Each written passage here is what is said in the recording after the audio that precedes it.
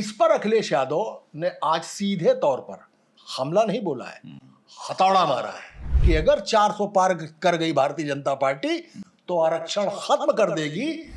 तो राहुल गांधी ममता बनर्जी के लिए 99 का सांप बन गए।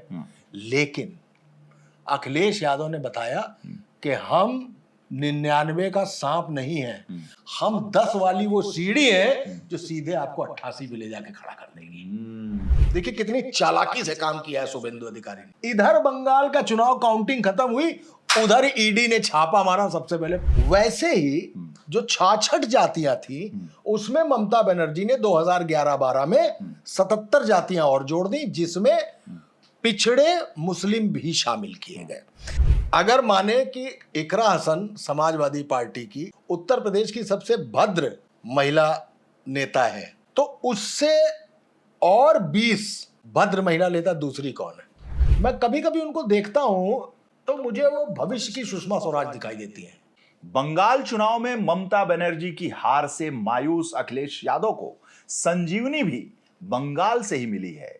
क्यों और कैसे, जानते हैं मनोज जी से। बंगाल चुनाव के हारने के बाद अखिलेश यादव ममता बनर्जी से मिलने गए और उन्होंने कहा कि आप हारी नहीं है। अकेले अखिलेश यादव, बाकी इंडिया गठबंधन का कोई भी बंदा वहां नहीं गया जी। तो बंगाल चुनाव में ममता बनर्जी को यूं भी बहुत मानते हैं। उस हार के बाद से अखिलेश यादव मायूस जरूर हुए होंगे जी, लेकिन ऐसा नहीं कि उन्होंने कमर ढीली कर दी हो। अब बात आती है कि जो मायूस थे तो उससे संजीवनी क्या मिल गई जी। उसको लेकर आज अखिलेश यादव ने उस आरक्षण की बात कही जो शुभेंदु अधिकारी, जो भारतीय जनता पार्टी के मुख्यमंत्री बने बंगाल में, उन्होंने 10 से 7% कर दिया जी। अब 7% आरक्षण वहां लागू है, 10% लोगों को वहां उस आरक्षण से हटा दिया गया जी। इस पर अखिलेश यादव ने आज सीधे तौर पर हमला नहीं बोला है, हथौड़ा मारा है और कहा है कि ये भारतीय जनता की पार्टी की ये सरकार, ये मान लीजिए कि आरक्षण की विरोधी शुरू से है और आरक्षण का विरोध ये हमेशा जारी रखेगी। थोड़ा सा पीछे चलते हैं। अगर आपको याद हो, पिछले बिहार इलेक्शन में जी संघ प्रमुख मोहन भागवत ने कहा था कि इस देश में आरक्षण पर हमें बात करनी चाहिए कि उसको लागू रहना चाहिए कि नहीं लागू रहना चाहिए। इसको लेकर बड़ी रब मची थी और भारतीय जनता पार्टी को संघ प्रमुख का वो बयान झेलना पड़ा था बहुत बुरी तरीके से। अब आते हैं 2024 के चुनाव पे। 2024 का चुनाव भी राम मंदिर का देवार्पण करने के बाद मोदी गए और ठीक चुनाव के पहले उन्होंने किया जी। लेकिन इसी दौरान उस वक्त का स्लोगन, जैसे पहले हर हर मोदी, घर घर मोदी था, अब की बार मोदी सरकार था। 24 में नारा आया अब की बार 400 पार। इस 400 पार के नारे को भारतीय जनता पार्टी के कार्यकर्ता, पदाधिकारी, नेता और प्रत्याशी भी नहीं समझ पाए। सबसे पहली भूल कर दी लल्लू सिंह ने, जो अयोध्या के सांसद थे। उन्होंने कहा अब की बार 400 पार और 400 पार होते ही संविधान बदल देंगे। अब उन्होंने इस चीज का डिस्क्रिप्शन नहीं दिया, जिसको कहते हैं विवरण, कहते हैं ना संदर्भ सहित व्याख्या कीजिए। उन्होंने इसकी व्याख्या नहीं की। व्याख्या किसने कर दी? राहुल गांधी ने कर दी। व्याख्या किसने कर दी? अखिलेश यादव ने कर दी। और उन्होंने समझा दिया कि ये जो बात कही जा रही है संविधान बदलने की, असल में इसके मूल में, इसके जड़ में, इसके डेप्थ में बात सिर्फ ये छिपी है कि अगर 400 पार कर गई भारतीय जनता पार्टी तो आरक्षण खत्म कर देगी, क्योंकि भारतीय जनता पार्टी शुरू से ही आरक्षण विरोधी है। और फिर उन्होंने याद दिलाया मोहन भागवत का बिहार के उस चुनाव का वो बयान, और उन्होंने कहा कि 400 पार हुई तो आरक्षण खत्म। उत्तर प्रदेश का वो चुनाव जो राम मंदिर के देवार्पण के बाद हिंदू और मुस्लिम होने जा रहा था, अचानक जातियों में बट गया और जातियों में भाजपा हार गई और आधी से ज्यादा सीटें गंवा दी। और पहली बार मोदी सरकार नहीं बल्कि एनडीए सरकार आई। आज उसी आरक्षण को जैसे ही बंगाल में शिवेंदु अधिकारी ने खत्म किया, वैसे ही अखिलेश यादव ने उस मुद्दे को लपक लिया, क्योंकि इस वक्त उत्तर प्रदेश में भारतीय जनता पार्टी की सबसे कमजोर नस अगर कुछ है तो वो है जातिगत चुनाव। यही वजह है कि भारतीय जनता पार्टी की इस कमजोर नस को अखिलेश यादव ने लपका और साफ तौर पर कहा ये पार्टी आपका आरक्षण खा जाना चाहती है। और इस बीच जैसे ही बंगाल से खबर आई, अखिलेश यादव का फोन घनघनाने लगा अपने उन पिछड़े पीडीए के सांसदों के पास। बाबू सिंह कुशवाहा को फोन जाता है कि जल्दी से आइए, जहां भी हो लखनऊ पहुंचिए, कल 12:30 बजे प्रेस कॉन्फ्रेंस है। अतुल प्रधान को फोन जाता है, अतुल प्रधान सोनभद्र में रहते हैं, कि कहां हो, जल्दी आओ, जैसे भी हो आओ, लखनऊ में 12:30 बजे तक पहुंचो। इकरा हसन के पास फोन जाता है कि कहां हो, जल्दी अपने भाई नाहिद हसन के साथ रातों रात चल के मुजफ्फरनगर से, कैराना से लखनऊ पहुंचो। राजू राय को फोन जाता है कि कहां हो, बेंगलोर में हो, मऊ में हो या दिल्ली में हो, जहां भी हो वहां से जल्द आओ। नरेश उत्तम पटेल को फोन जाता है कि जल्द से जल्द 12:30 बजे तक कल पहुंचना है, किसी भी हालात में तुमको पहुंचना है। फोन जाता है शिवपाल यादव चाचा के पास कि चाचा जी जहां भी हैं आप आ जाइएगा, आज की प्रेस कॉन्फ्रेंस में आपको बैठना है। डिंपल यादव को भी अखिलेश यादव प्रेस कॉन्फ्रेंस में लेकर आते हैं, और वो जो पीडीए का जो फेस है, बाबू सिंह कुशवाहा के अलावा सारे लोगों के पास वो फोन जाता है, वो आते हैं और प्रेस कॉन्फ्रेंस होती है और सबसे बुलवाया जाता है कि आरक्षण पर जो भारतीय जनता पार्टी का फैसला बंगाल में हुआ है, इस पर बोलो मंच पर। अतुल प्रधान बोलते हैं, राजीव राय बोलते हैं, शिवपाल यादव बोलते हैं, बाबू सिंह कुशवाहा बोलते हैं, इकरा हसन बोलती हैं। वो सभी लोगों को, सीमा राजभर जो महिला सभा की राष्ट्रीय अध्यक्ष बनाई गई हैं, उनसे बुलवाया जाता है और सबको बुलाया जाता है कि मंच सजाया जाता है कि पीडीए का मंच दिखे और आरक्षण विरोधी भारतीय जनता पार्टी है, इस बात को साबित करना है। और जब प्रेस कॉन्फ्रेंस खत्म होती है, उसके बाद सभी सांसदों के साथ अखिलेश यादव अपने बंद कमरे में, जो प्रेस कॉन्फ्रेंस के बगल में कमरा है, उस प्रेस कॉन्फ्रेंस के बगल वाले कमरे में सबको इकट्ठा करते हैं, सबके साथ चाय पीते हैं और वो ये कहते हैं कि इस प्रेस कॉन्फ्रेंस के बाद सबको अपने अपने क्षेत्रों में जाना है। और जिस तरीके से 2024 में संविधान और आरक्षण को लेकर भारतीय जनता पार्टी को हमने सबने घेरने की कोशिश की थी और संविधान दिखाकर जिस तरीके से 24 में रिजल्ट पलट दिया भारतीय जनता पार्टी का, वैसे ही एक संजीवनी प्राप्त हुई है। बंगाल से मायूस होने की जरूरत नहीं है। इसी आरक्षण, इसी संविधान को लेकर अपने अपने संसदीय क्षेत्रों में आप जाइए, अपने विधायकों से संपर्क करिए,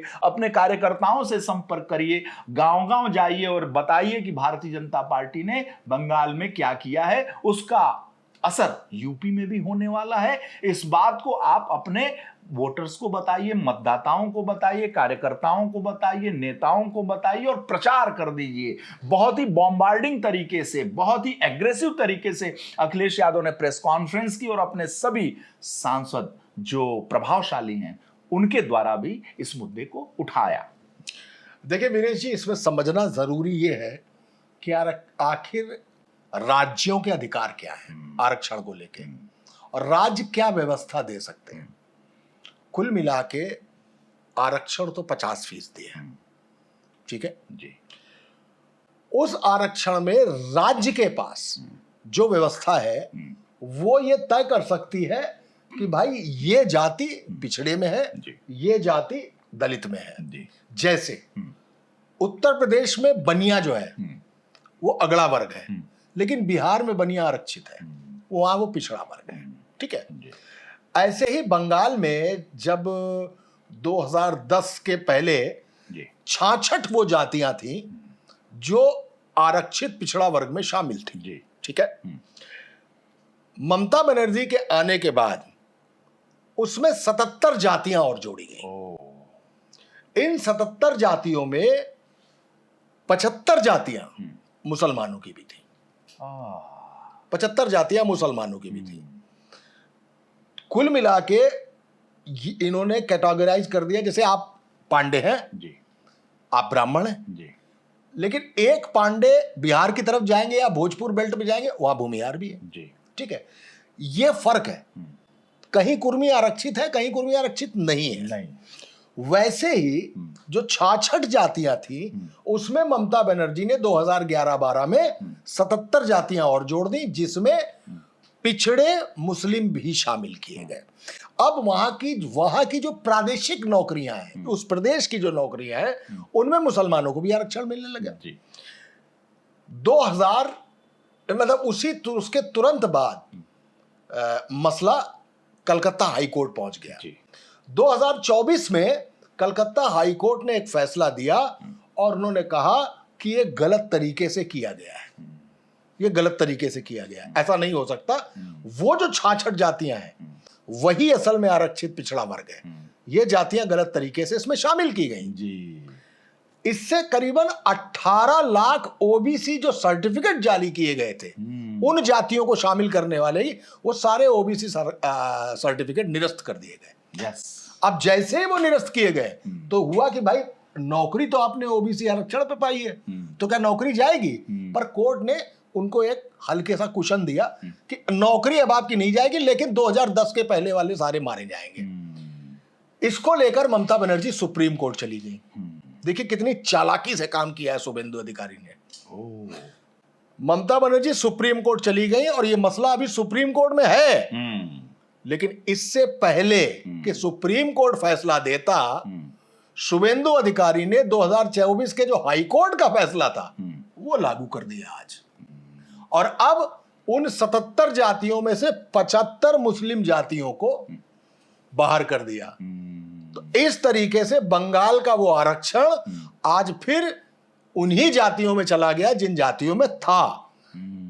और ये साबित किया उन्होंने कि जो मुसलमानों को आरक्षण के आड़ में आरक्षण दिया गया था वो बाहर होंगे, वो बाहर होंगे। वहां भी हिंदू मुस्लिम हुआ, वहां भी हिंदू नहीं। मैं यहां पे एक बात आपसे कहना चाहूंगा, अगर इस तरीके की मंशा केवल मुस्लिम के लिए है तो ध्रुवीकरण है, लेकिन यह मंशा तो किसी के लिए और कभी भी हो सकती है, आपके अधिकार में, आपके हाथ में।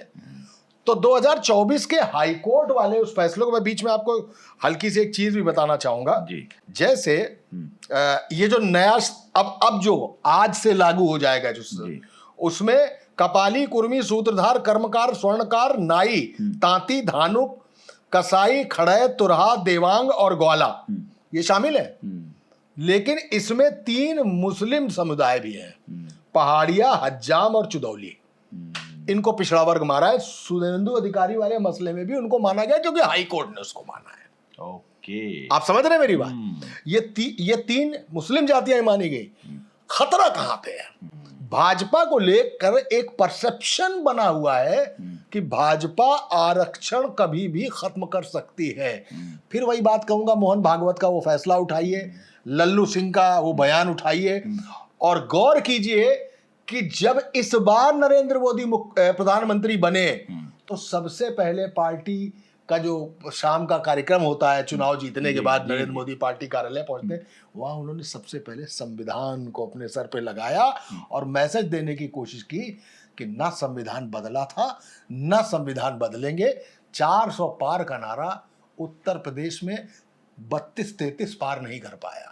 और अच्छा, उसमें उन्होंने कहा भी, उस वक्त कहा कि मैं जब तक जिंदा हूं तब तक आरक्षण कोई खत्म नहीं। क्या बात है! क्यों कहा? उनको एहसास हो गया और उसी एहसास को बिना बिहार चुनाव से ठीक पहले उन्होंने घोषित कर दिया कि जातिगत जनगणना हम कराएंगे, जबकि भारतीय जनता पार्टी के किसी एजेंडे में जातिगत जनगणना का मुद्दा कभी था ही नहीं। कभी 2 कदम आगे चलते हैं, 2 कदम आगे चल के जातिगत जनगणना का छीन लिया राहुल गांधी के जो एजेंडा था, की एजेंडा। राहुल गांधी का जो की एजेंडा था वो छीन लिया उन्होंने और करा दिया। और देखिए उसके बाद क्या किया। कौन जानता था यूजीसी में दलित हमेशा से था, क्योंकि इसमें कोई दो राय नहीं है। कॉलेजेस के हॉस्टल्स में जो रैगिंग होती है, तमाम सारी चीजें, उसमें दलित छात्रों के साथ होती थी रैगिंग, गड़बड़ियां होती थी, लेकिन बेवजह जानबूझकर इसमें पिछड़े घुसेड़ दिए गए। ठीक, चलिए, पिछड़े का उत्पीड़न ना हो, अगड़े का उत्पीड़न ना हो, दलित का भी उत्पीड़न ना हो, यही एक व्यवस्था है। लेकिन आपने जिस मंशा से उसमें पिछड़ों का भी क्लॉज जोड़ा। वो मंशा आपकी थी कि हमको उत्तर प्रदेश और बिहार में चुनाव जीतना है, उसके पहले हमें ये दिखाना है कि हम पिछड़ों और दलित तो चूंकि पहले से थे, हम पिछड़ों के कितने ज्यादा हितैषी हैं। और यही करके उन्होंने ये यूजीसी भी लागू कर दिया, जिसको लेके फिर वो कोर्ट में चला गया। अब एक छोटा सा सवाल है। अच्छा, वो ये जानते भी थे जी कि यूजीसी के नाम पर जो विवाद खड़ा हो रहा है और जो पिछड़े और दलित को हम ये बताने की कोशिश कर रहे हैं कि हम उनके साथ खड़े हैं, और यूजीसी के नाम पर जो सवर्ण और ब्राह्मण और ये नाराज हैं, तो ये जाएंगे कहाँ? जैसे ही बंगाल का चुनाव हुआ और बंगाल का रिजल्ट आया और बंगाल में सरकार बनी भारतीय जनता पार्टी की, सांस्कृतिक राष्ट्रवाद के नाम पर जो नाराज ब्राह्मण ठाकुर और अगड़े थे, वो सब धीरे धीरे सॉफ्ट होने लगे भारतीय जनता पार्टी के लिए। यानी नरेंद्र मोदी अमित शाह की जोड़ी को इस बात का एहसास था कि किसी तरीके से हमें बंगाल जीतना है, और ये जो सवर्ण बिरादरी है, ये सांस्कृतिक राष्ट्रवाद के नाम पर, राष्ट्रवाद के नाम पर ये आ ही जाएगी हमारे पास। मुझे लगता है, मैं आपकी बात को, आपकी जो खुली हुई बात है, मैं उसको जिप फाइल में करके देता हूं, जिप लॉक, उसको जिप लॉक करके देता हूं। आपका पूरा पैकेज जो है वो अगड़ा ब्राह्मण इस पर है, मैं इसको जिप कर देता हूं, कंसाइज कर देता हूं, कंडेंस कर देता हूं। जी, हिंदू बना दिया उन्होंने उसको, हिंदू बना दिया। क्यों? क्योंकि वहां ममता का मुस्लिम मंच तैयार था, ममता का मुस्लिम मंच तैयार था। और छोड़िए, भारतीय जनता पार्टी कुछ कहे ना कहे, इंडिया गठबंधन के सशक्त भागीदार राहुल गांधी ने इस बात को कह दिया ममता बनर्जी के लिए कि आप ध्रुवीकरण कर रही हैं, आपने गड़बड़ कर दिया यहां मामला। इतना तुष्टीकरण नहीं किया होता तो ये हश्र नहीं होता। उन्होंने वहां पे एक अलग एंगल अपने कट्टम, हम लोग का कट्टम जीरो खेला जाता है, हाँ, जी जी, कट्टम जीरो करके उन्होंने ममता बनर्जी को कट्टम कर दिया और जीरो पे ले आए। ठीक, सांप सीढ़ी खेले हैं। जी, वो 99 वाला सांप जो था वो अपना ही निकल आया, वही काट लिया। हाँ। तो राहुल गांधी ममता बनर्जी के लिए 99 का सांप बन गए। लेकिन अखिलेश यादव ने बताया कि हम 99 का सांप नहीं है, हम 10 वाली वो सीढ़ी है जो सीधे आपको 88 पे ले जाके खड़ा कर देगी। तो वहां जाकर अखिलेश यादव ने कहा हम वो नहीं जो बुरे वक्त में साथ छोड़ दें। लेकिन बंगाल की अब राजनीति जो अगली होने जा रही है, वो राजनीति आप मान के चलिए, ये भाजपा का जो थिंक टैंक है ना, ये बड़ा अजीबोगरीब है। उसने तय कर लिया है कि हिंदुइज्म को इतना ग्लोरीफाई करना है, वहां पे इतनी ज्यादा स्टोरीज, इतना हिस्ट्री को वहां पे लाके खड़ा कर देना है। जैसे भाजपा का तरीका क्या है, हर चीज में जवाहरलाल नेहरू को गाली देना, ठीक है, हर चीज में। ऐसा क्यों है? वो इसलिए है ताकि वो जता सके कि पिछले दिनों में जब कांग्रेस की सत्ता इतने सालों तक रही तो इस देश में सत्ता ने क्या क्या किया, और वो बताया कैसे जाएगा? वो बताया जाएगा सिलेबस को बदल के, वो बताया जाएगा फिल्मों के तरीके को बदल के, क्योंकि इसका मैसेज पढ़े अनपढ़ सभी पर एक साथ पड़ता है, फिल्में सब एक साथ देखते हैं। ये करके भारतीय जनता पार्टी ने वहां पर खेल खेला, लेकिन वो ये अच्छी तरीके से जानती है कि उत्तर प्रदेश में हिंदू मुस्लिम नहीं होने जा रहा है। इसीलिए जो भी विस्तार हुआ, उस पूरे विस्तार में जातीय समीकरण रखा गया, जातीय समीकरणों के हिसाब से लोग शामिल किए गए। यूजीसी काम करेगा, जातिगत जनगणना टीचरों की ड्यूटी लगी गई है, शुरू होने जा ही रही है। ये सारी चीजें उत्तर प्रदेश में पुख्ता कर ली गई हैं 2027 के लिए, तैयारी है। लेकिन बारी उन्होंने 29 की सोची हुई थी, दूर की सोच के चलते। आप गौर कीजिए, छोटा सा गौर कीजिए, इधर बंगाल का चुनाव खत्म हुआ, फिर समझिए, इधर बंगाल का चुनाव काउंटिंग खत्म हुई, उधर ईडी ने छापा मारा सबसे पहले पंजाब में, सब खत्म हो गया। दिल्ली में अब कोई छापा नहीं है, बिहार में अब कहीं कोई दिक्कत नहीं है, बंगाल में अब कोई दिक्कत नहीं है, पट से पंजाब पहुंच गए सीधे, और पंजाब में ईडी का छापा पड़ गया। आप समझ रहे मेरी बात? इतना आगे का सोच कर चलते हैं। जिसने जरा सा लूप होल दिया, जिसने जरा सा भी हैंकी पैंकी अगर करके रखा है अपने व्यापार में, अपने अकाउंट्स में, अपने उसमें, वो उसको ट्रेस करके रखते हैं, सक्रिय रडार पे हैं। तो पंजाब पहुंच गया। आप बंगाल के वोट गिनते रहिए शाम तक, हम चले पंजाब। और ये तो अपनी पार्टी में भी करते हैं। हाँ, पार्टी में भी अगर जो उड़ता है ना, जो उड़ने वाले हैं उनका पहले रख लेते हैं। हाँ। और धीरे से बुलाएं, मनोज जी आइए। मनोज जी बाकी सब तो ठीक है, अच्छा है, बहुत अच्छा है, बहुत अच्छा कर रहे हैं। ये एक देखिए जरा, कुछ चल रहा है इस पे। अगर मैं गलत नहीं हूं तो आप जगदीप धनखड़ की बात तो नहीं कर रहे? भाई जगदीप धनखड़ कौन थे? ममता बनर्जी से सबसे पहले जाकर मुचैटा तो धनखड़ ने ही लिया था। धनखड़ ने लिया था, उपराष्ट्रपति हुए बाद में। अचानक गायब है, चुप है, खामोश है, और कहां है पता नहीं। ठीक। सत्यपाल मलिक, जम्मू कश्मीर में सबसे पहला मुचैटा जाके सत्यपाल मलिक ने लिया। कहते कहते बहुत कुछ कहते रहे, लेकिन खैर अब तो खैर वो इस दुनिया में नहीं है। अगर मैं गलत नहीं हूं तो विनय सक्सेना दिल्ली, एलजी, एलजी कहां है इस समय विनय सक्सेना? ठीक। मुझे लगता है एक ना एक दिन चुनाव आयोग में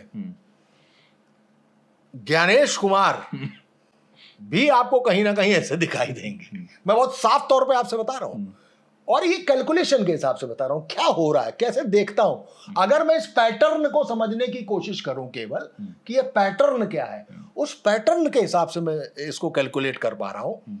इसको देखते हुए फिर एक बार अखिलेश यादव ने आरक्षण का मुद्दा इसीलिए पकड़ा है क्योंकि अखिलेश यादव 2024 के विजेता भी हैं। पीडीए का फार्मूला सक्सेसफुल उनका हुआ। अपने पिता मुलायम सिंह से यादव से ज्यादा सांसद ले जाके उन्होंने संसद में खड़े कर दिए, और उनको मालूम है कि उत्तर प्रदेश की जमीन इस बार वोट तो देगी, लेकिन ध्रुवीकरण पर नहीं देगी। वो जातिगत स्तर पर चुनाव वोट देगी। कौन जाति किससे चिपकती है, ये है इसका चुनाव। इसलिए अखिलेश यादव ने तुरंत आरक्षण का मुद्दा पकड़ा, और भारतीय जनता पार्टी के लिए इसको न्यूट्रलाइज कैसे करना है, ये उनको तरीका खोजना पड़ेगा। कि शिवेंदु अधिकारी ने जो बंगाल में किया था, जो आज किया, क्या उसको आकर यहां पर उनको कोई सफाई देनी पड़ेगी, सफाई करनी पड़ेगी, या कैसे मैसेज देंगे, ये भारतीय जनता पार्टी को आगे आने वाले दिनों में तय करना होगा। आप देखिए मंच पे लोगों को देखिए। इकरा हसन आगे की पंक्ति में बैठी थी। कल ही तो कुछ इकरा हसन कुछ बहुत कश्यप समाज की बिरादरी को लेकर उन्होंने कल थाने में जिस तरीके से एग्रेसिव तरीके से धरने पर बैठी, 10 मिनट हिरासत में लिया गया इकरा हसन को, और इकरा हसन ने कहा डीआईजी साहब तुम हमारी नौकरी पर हो, हम तुम्हारी नौकरी पर नहीं है।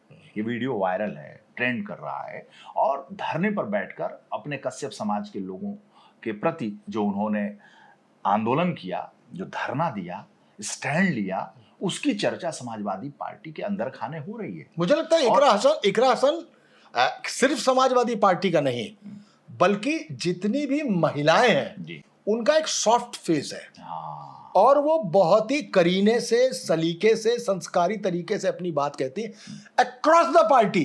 मुझे लगता है कोई ऐसा नहीं होगा, चाहे वो भाजपा का हो, सपा का हो, बसपा का हो, कोई कांग्रेस का हो, इकरा हसन को बहुत सॉफ्टली और संस्कारी तौर पर ही लेता होगा। इस बात को उन्होंने मेरे इंटरव्यू में कहा। मैंने कहा कि आप बहुत ही सलीके से अपनी बात को रखती हैं। तो उन्होंने कहा कि जब मैं पार्लियामेंट में सांसद बन के आई तो लोगों ने मुझसे कहा, मेरी पार्टी के लोगों ने भी कहा, और विपक्ष की जो महिला नेता हैं उन्होंने भी कहा कि थोड़ा एग्रेसिव रहो, तुम लंदन में पढ़ी हो तो बोल्डली बोला करो, और चीज़ों को चीखते चिल्लाते, वो स्मृति ईरानी के अंदाज में, वो कंगना रनौत के अंदाज में, वो प्रियंका चतुर्वेदी के अंदाज में, वो जो एक एग्रेशन दिखना चाहिए, महुआ मोइत्रा को भूल गया, महुआ मोइत्रा के अंदाज में, सयोनी घोष के अंदाज में, उस अंदाज में आप बात करो, और इस गेंद को ऐसे डालो कि लगे कि यॉर्कर हो, बाउंसर हो, चेहरा फूट जाए एकदम पक्ष का।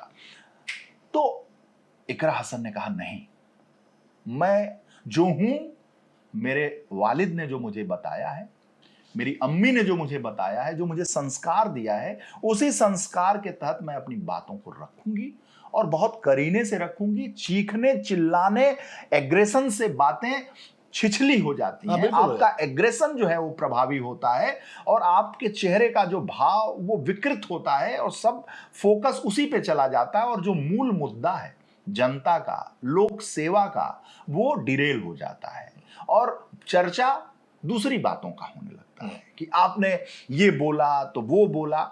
मैं गंभीरता से अपनी बातों को रखूंगी, लड़ाई लड़ूंगी, और संसद के बाहर भी और संसद के अंदर भी। मुझे लगता है इकरा हसन को जब मैं देखता हूं, हालांकि शी इज टू यंग, जी। अभी उनका पॉलिटिकल करियर बहुत लंबा है, मैं कभी कभी उनको देखता हूं तो मुझे वो भविष्य की सुषमा स्वराज दिखाई देती हैं।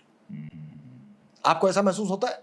पोटेंशियल तो है। मैं उस पोटेंशियल की बात नहीं कर रहा हूं, पोटेंशियल की बात नहीं कर रहा हूं, मैं उस पोस्चर की बात कर रहा हूं, उस एटीट्यूड की बात कर रहा हूं, जो सॉफ्टनेस, तरीके से अपनी बात कहना, चीखना चिल्लाना नहीं, ये एक जो अंदाज है, ये अब पॉलिटिशियंस में बहुत कम रह गया है, बहुत कम रह गया, और यही रेयर ब्रीड हो गई है। और यही वजह है मनोज जी कि बिहार के इलेक्शन में सीमांचल में समाजवादी पार्टी ने इकरा हसन को भेजा। ठीक बात। और मैं आपको एक जानकारी दे दूं, शिवपाल यादव को हेलीकॉप्टर नहीं मिला, पार्टी के अन्य नेताओं सांसदों को हेलीकॉप्टर नहीं मिला बिहार इलेक्शन में। एक हेलीकॉप्टर यूपी से उड़ता था और प्रचार करके चला आता था, वो हेलीकॉप्टर था राष्ट्रीय अध्यक्ष समाजवादी पार्टी अखिलेश यादव जी का। दूसरा हेलीकॉप्टर अगर किसी भी नेता को, स्टार प्रचारक को दिया गया, वो इकरा हसन थी, और इकरा हसन जाकर सीमांचल में एग्रेसिव तरीके से प्रचार किया, ओवैसी पर उन्होंने प्रहार किया और वो सीमांचल में बहुत इफेक्टिव रही। तो आप सोचिए कि पार्टी में पहली बार की सांसद इकरा हसन ने अपना स्थान कैसे बनाया है, अखिलेश जी के दिलो दिमाग में कैसे उनकी अहमियत है। आज वो जो क्रम था, बड़े बड़े सीनियर लीडर, राजीव राय पीछे बैठे थे, आप सोचिए, राजीव राय पीछे बैठे थे, अतुल प्रधान पीछे बैठे थे, अन्य दूसरे जो पार्टी के सीनियर लीडर हैं वो पीछे बैठे थे, लेकिन इकरा हसन आगे की पंक्ति में बाबू सिंह कुशवाहा, अखिलेश यादव, डिंपल यादव और नरेश उत्तम पटेल, शिवपाल यादव और वो राजेंद्र चौधरी जो हमेशा आगे बैठते हैं, उनके क्रम में बैठी हुई थी। इसलिए आपने जो कहा कि मैं उन्हें भविष्य का सुषमा स्वराज देखता हूं, तो मैं ये देखता हूं कि इकरा हसन जिस अंदाज में काम कर रही हैं, और कल का जो उनका धरना प्रदर्शन और एग्रेशन, सॉफ्टनेस और जो स्टाइल थी, वो ये साबित कर रहा है कि बहुत लंबी रेस की। चलिए मैं आपसे एक सवाल पूछता हूं और उसका एक लाइन में जवाब दे दीजिएगा। अगर माने कि इकरा हसन समाजवादी पार्टी की उत्तर प्रदेश में, चलिए समाजवादी पार्टी छोड़ देते हैं, उत्तर प्रदेश की सबसे भद्र महिला नेता है, तो उससे और 20 भद्र महिला नेता दूसरी कौन है? डिंपल यादव। क्या बात बिल्कुल सही, उनसे ज्यादा भद्र डिंपल यादव है।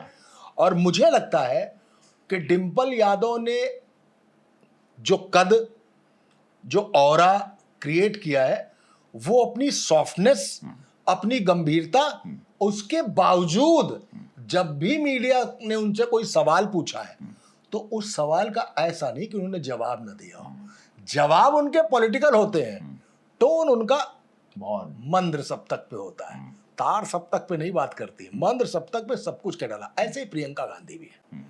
ये ब्रीड एक है जो ब्रीड पुरुषों में भी खत्म होती जा रही है और महिला नेताओं में भी खत्म होती जा रही है। ये आता है भाई, जैसे सुषमा खरखवाल बोल देती है तो अच्छा नहीं लगता कि अरे कैसे आप लोग, और जब आप एग्रेशन में बोल रहे होते हैं, आपके मुंह से क्या निकल जाता है पता नहीं। एग्रेशन में ही तो वरुण गांधी ने जहरीला भाषण दे डाला था। तो एग्रेशन पॉलिटिक्स में खत्म होता जा रहा है। और फिर हम लौट के आते हैं कि उत्तर प्रदेश का चुनाव जातिगत चुनाव होगा, दलित, पिछड़ा, अगड़ा, इनमें से जो जिसके हिसाब से टिकट दिया गया उस हिसाब से वो जाएगा। भारतीय जनता पार्टी की जमीन मजबूत है। भारतीय जनता पार्टी बंगाल, बिहार जीत कर आ रही है और बंगाल जीत के आ रही है। मैं बंगाल को बार बार इसलिए कहता हूं कि बंगाल 2014 के लगभग बराबर का चुनाव था भारतीय जनता पार्टी की महत्वाकांक्षा के हिसाब से, क्योंकि उनका ये कहना था, आप याद करिए बीएल संतोष ने कहा था, ये भारतीय अस्मिता का चुनाव है। 1 साल पहले कहा था कि ये बंगाल जो है भारतीय अस्मिता का चुनाव होगा, 1 साल पहले कह दिया था। और वो चुनाव वो जीत कर आ रहे हैं। नेचुरली उनका जो अश्वमेध घोड़ा है रथ का, वो चला आ रहा है ऑस्ट्रेलिया की तरह। बस ये देखना है कि अखिलेश यादव उस रथ को रोक पाते हैं कि नहीं रोक पाते हैं। इस बीच में जनता को ही ये तय करना है। और जनता के लिए मेरे मन में एक बात है, कहिए तो कह दूं। कह दीजिए ना। जनता का हाल जानते हैं क्या?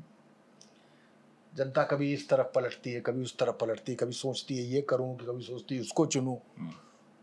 वो कहती है कि मैं झूम के गाता हूं कमजर्फ जमाने में, मैं झूम के गाता हूं कमजर्फ जमाने में, एक आग लगा ली है एक आग बुझाने में। मतलब इसको चुना तो आग लगा ली, इसको चुना तो आग लगा के एक और आग बुझा दी। तो मैं झूम के गाता हूं कमजर्फ जमाने में, एक आग लगा ली एक आग बुझाने में, ये सोच कर दरिया में मैं कूद गया यारो, वो मुझको बचा लेगा, माहिर है बचाने में।